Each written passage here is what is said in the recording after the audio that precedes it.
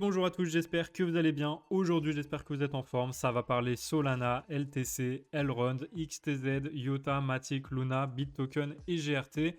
En plus du BTC, bien sûr, comme d'habitude, on fait toujours une petite analyse du BTC en début de vidéo. Mais voilà, donc n'hésitez pas déjà à me dire dans les commentaires s'il y a des crypto-monnaies que vous souhaitez que j'analyse dans mes prochaines vidéos. Et puis, si vous êtes intéressé par une analyse des crypto-monnaies les plus populaires, c'est-à-dire l'Ethereum, le VET, le Link, etc., je vous invite bien sûr à regarder ma vidéo d'hier dans laquelle j'analysais les 8 crypto-monnaies les plus demandées sur les réseaux sociaux. Évidemment, comme d'habitude, on commence par un petit point marché. Il est d'ailleurs dans le rouge actuellement, ce marché des crypto-monnaies. On a un BTC à moins 2,49%, l'Ethereum moins 4,19%, et puis c'est pareil pour le Solana, le BNB et l'ADA qui sont également à moins 4%. Donc voilà, de façon générale, on est en correction, encore une fois. Et la surprise est ce matin au niveau du Dogecoin qui est vraiment dans le vert. Une hausse de 30% qui a eu lieu suite à ce tweet de Elon Musk qui a dit ce matin qu'il allait permettre via le site de Tesla d'acheter son matériel et ses voitures en Dogecoin. Pour rappel, il avait dit précédemment que le Bitcoin polluait et que le Dogecoin était pour les transactions bien plus intéressant que le Bitcoin. Ce n'est donc pas étonnant que le prix du Dogecoin ait pris 30% en une seule matinée, et il devrait encore d'ailleurs grimper. On va donc surveiller tout ça dans les prochaines semaines. Comme vous le savez, ce n'est pas la première fois que Elon Musk influence le cours du Dogecoin. Et dites-moi dans les commentaires si vous pensez que ça va avoir un impact sur le long terme. Est-ce que vous pensez que le prix du Dogecoin peut atteindre les 1$ ou pas? Alors bien sûr, aujourd'hui, aucun intérêt d'analyser le cours du Dogecoin, étant donné que Tesla et Elon Musk sont en train d'influencer sur le prix. Donc on va plutôt attendre qu'il stagne pour voir où est-ce qu'il peut aller. Avoir des objectifs pertinents. Pour le moment, il n'y a pas vraiment d'objectif pertinent puisqu'il y a un véritable engouement derrière. Et que du coup, il y a un FOMO, il y a beaucoup de gens qui achètent. Donc on va laisser tout ça se tasser et puis on verra dans les prochains jours. Maintenant, par contre, on peut commencer notre analyse par le BTC. Donc comme d'habitude, on est en daily avec le prix qui est toujours en train de rebondir donc sur le support en bleu et également sur la trendline en jaune. Donc je vous avais dit que ce niveau de prix ici, aux alentours des 46 000 $, 45 000, est très important à conserver. Il faut absolument rebondir pour repartir vers un nouveau plus haut. Ici, il y a toujours la possibilité de repasser par ce nuage ici qui a un passage faible, donc très peu de résistance. Donc moi, je verrais bien un rebond ici sur ce niveau et repartir à la hausse et pourquoi pas casser l'ATH en direction des 82 500 $ qui correspondent à la hauteur du pattern reporté à l'endroit de cassure. Donc pour rappel, cette target est toujours active tant qu'on ne réintègre pas le pattern. Donc mon scénario, on rebondit sur ce niveau très important qui avait été plusieurs fois une résistance et finalement il est devenu un support. Donc vous voyez qu'ici c'était vraiment une grosse résistance, on n'avait pas réussi à repasser à la hausse. À chaque fois on a toujours été rejeté pour aller chercher le précédent support. Donc ici c'est la même chose. Soit on va réussir à rebondir cette fois, ça fera office de support, et puis on ira chercher donc ce croisement du nuage, ou soit on va casser tout ça à la baisse en direction du prochain support aux alentours des 40 000 $, 41 000 $. Donc voilà, c'est ça qu'on va surveiller dans les prochains jours. En attendant de voir où est-ce que ça va aller, regardons ce qui se passe sur le H4, c'est-à-dire à plus court terme, dans les prochains jours, étant donné que pour l'instant, on est toujours à l'intérieur de ce biseau descendant, qui a plus de probabilité, je le rappelle, de casser par le haut en général. Donc maintenant, on est sur un support important, et on voit que pour l'instant, on est en train de consolider au-dessus de ce support. Donc tant qu'on ne casse pas, tout va bien. Par contre, si on casse, comme je l'ai déjà dit, on ira chercher les 40-41 000. Et si jamais on repasse au-dessus du nuage, moi je mettrai un stop loss en dessous du précédent creux ici à 45 444. Et donc je viserai la cassure par le haut pour aller chercher le niveau des 58 000 $ qui correspond à cette résistance ici. Le Solana, pour moi, il est en train de tester un support très important. Regardez, ça avait déjà rebondi par le passé. Et puis ici, ça avait été rejeté. Donc pour moi, ça devrait rebondir, repartir à la hausse. Au moins chercher la Tenkan à 175, voire la Kijun à 195. Et puis, espérons possiblement la cassure de ce twist du nuage par le haut. Puisque c'est un passage faible, le prix pourrait très facilement repasser ici pour aller chercher un objectif de prix haussier. Sachant qu'ici, on a une trendline importante à casser. On fait des plus hauts de plus en plus bas et des plus bas de plus en plus bas. Donc c'est vraiment une tendance baissière qui s'est installée sur le court terme. Et maintenant, il faut recasser tout ça à la hausse pour faire un nouveau plus haut et donc redéclencher une dynamique haussière. Pour l'instant, ce niveau ici de support, s'il fait un rebond, devrait nous aider à repartir vers le haut. Et ensuite, si on casse tout ça, ça déclenchera notre target. Donc regardons en H4 pour avoir la visibilité sur le biseau qui est en train de se dessiner. On a un biseau en fait H4 où vous voyez qu'en fait le prix rebondit d'une borne à l'autre du biseau. Et maintenant, attention à ne pas venir chercher le bas du biseau aux alentours des 100 $. Dans tous les cas, pour l'instant, on a quand même deux supports très importants sur le chemin. Donc celui-ci qu'on est en train de tester, il se situe aux alentours des 150 $. Et puis si jamais ça casse vers le bas, on ira chercher le support des 130 $. Donc moi, ce que je vais observer dans les prochains jours, c'est la probable cassure de ce nuage à la hausse. Si jamais on regagne le nuage en support, on pourra mettre un stop loss en dessous du précédent plus bas. Donc espérons que ça soit celui-ci à 147 $. Dans tout le cas, voilà, j'attends vraiment de regagner le nuage qui servira de support avec la Kijun et la Tenkan.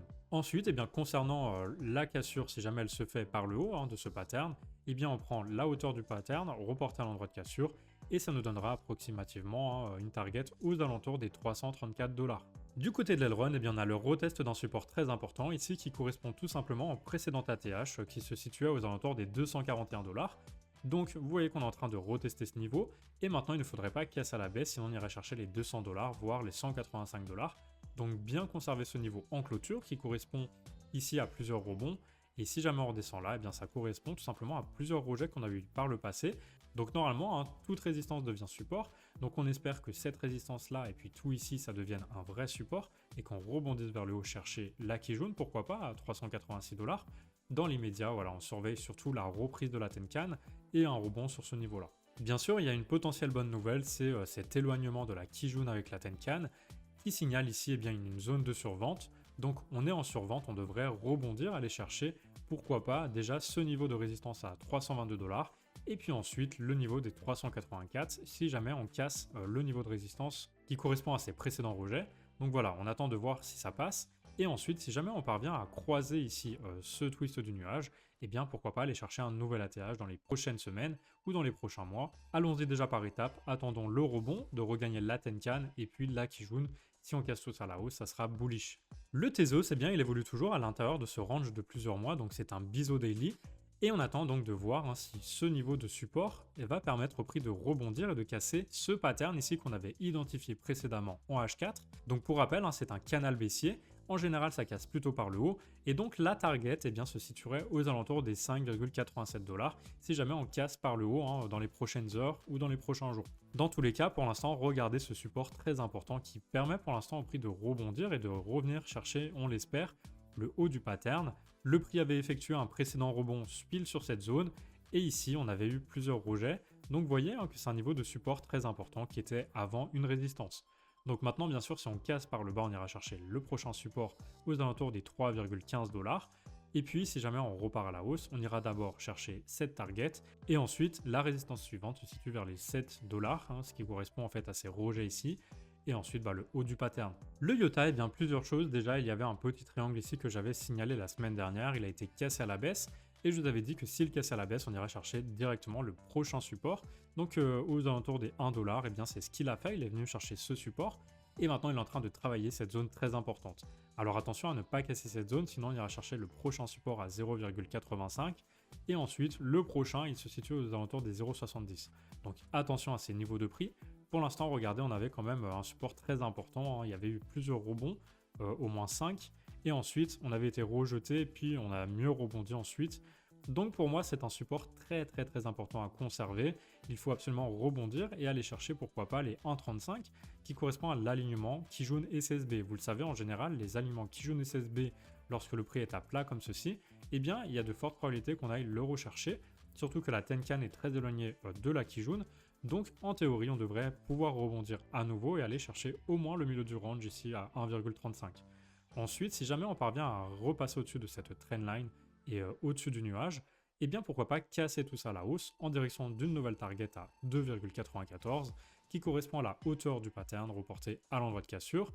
Donc ce pattern ici, bien sûr que j'ai réajusté par rapport au dernier point le plus haut du marché, et puis j'ai relié également les points les plus bas entre eux, donc ça nous donne un canal baissier. Évidemment, si vous connaissez les règles chartistes, eh bien un canal baissier a plus de probabilité de casser par le haut, donc c'est ça qu'on va observer dans les prochaines semaines, voire les prochains mois, c'est la cassure potentielle par le haut. Le Matic, eh bien lui, il est toujours en tendance haussière, étant donné que pour l'instant, il est toujours très largement au-dessus de ce triangle de plusieurs mois de consolidation, qui avait d'ailleurs activé la target à 3,17 $. Donc dans l'immédiat, on attend de voir si on parvient à rebondir sur ce nuage, et puis si on rebondit, on ira chercher cette trendline importance à casser à la hausse pour redonner une nouvelle dynamique haussière et aller chercher directement la target à 3,17. Bien sûr, si jamais on casse ce niveau de support qui correspond au nuage et à cette trendline ici, eh bien il y aura de fortes chances pour qu'on vienne replier en fait le prix vers les 1,26 $. Et si on réintègre directement le pattern, malheureusement on ira chercher les 1 $. Mais pour moi, voilà, il y a quand même de fortes chances qu'on aille casser ça à la hausse et qu'on aille ensuite chercher les 3,17. Sur le Luna, eh bien moi je vois toujours ce pattern d'élargissement ascendant qui avait été cassé à la hausse, entraînant la target à 114 $ qui correspondait à la hauteur du pattern reporté à l'endroit de cassure. Et maintenant, on a un pullback du prix pile sur la trendline. Vous voyez que le prix est en train de retester ce niveau qui correspondait autrefois à un rejet à chaque fois, une résistance. Et maintenant, on espère bien sûr que ça va rebondir et que ça va repartir à la hausse, entraînant bien sûr le prix en direction des 114 $. Donc tant que le prix ne retourne pas en dessous du précédent plus bas à 37,97, eh bien ça reste haussier, on ne fait pas de nouveau plus bas, donc la dynamique est haussière qui potentiellement peut renvoyer le prix vers un nouveau plus haut. Le BitToken, lui, ça fait déjà plusieurs jours qu'il évolue à l'intérieur de cette tendance baissière en H4. Pour rappel, c'est un canal baissier qui a plus de probabilité donc de casser à la hausse. Si en général ce type de pattern est un pattern de retournement, on attendra cependant de casser bien sûr le nuage et cette trendline très importante à la hausse pour mettre ensuite un stop loss en dessous du précédent plus bas si c'est celui-ci en dessous des 1,71. Et puis on visera bien sûr un objectif de prix donc en prenant la hauteur du pattern, donc comme ceci, reporté à l'endroit de cassure.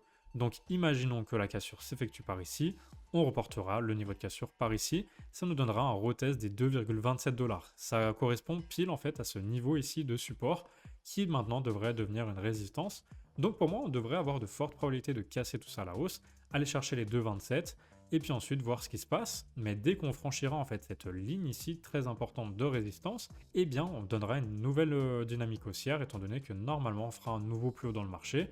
Qui dit nouveau plus haut, dit normalement nouveau plus bas de plus en plus haut, et donc une nouvelle tendance haussière. Bien sûr, si on venait à casser ce niveau de support très important, on irait directement chercher ensuite ce rebond ici des 1,58, et puis si ça ne tient pas, eh bien on ira chercher directement le bas de cette trendline ici aux alentours des 1,40. Allez, on termine cette analyse par le GRT qui lui aussi évolue à l'intérieur d'une tendance baissière, donc c'est un canal baissier, et donc on attend de regagner le nuage et de casser cette trendline très importante pour casser la dynamique baissière et aller chercher une nouvelle target aux alentours des 1,03 $ si jamais ça casse par ici. Maintenant, encore faut-il essayer de repasser au-dessus de la Kijun, de la Tenkan et du nuage.